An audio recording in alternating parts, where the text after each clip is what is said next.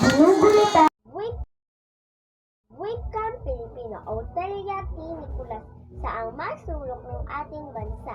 Ginugunita ang buwan ng wika. Mga mag-aaral ginagamit ng wikang Pilipino sa pagsasalita. Wikang Pilipino kay inam talaga kinikilala sa gisag ng bansa. Taon-taon ating ginugunita pagkatatag at kaarawan ng may akda. Wikang Pilipino, ang laking tulong mo sa pagpapaunlad ng bayan Pilipino. Dahil sa iyo, nagkakaintindihan tayo. Mga mamamayan siguradong aasenso. Wikang Pilipino. Sana ito'y ipagmalaki. Ito ay sagisag ng ating lahi. Mga Pilipino ngayon may sarili ng wikang Pilipino, wikang pinupuri. Ginugunita ang banang wika.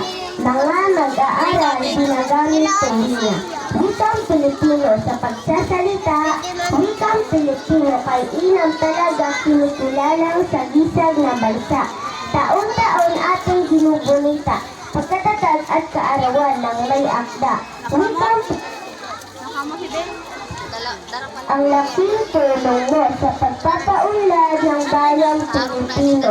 Dahil sa iyo, nagkakaintindihan tayo. Mga mamamayan siguradong aasenso. Wikang Pilipino, sana'y ito ay sagisag ng ating lahi. Mga Pilipino ngayon mayroon ng sariling wikang Pilipino, wikang pinupuri.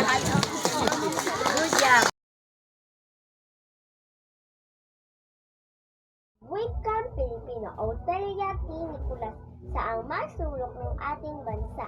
Ginugunita ang buwan ng wika.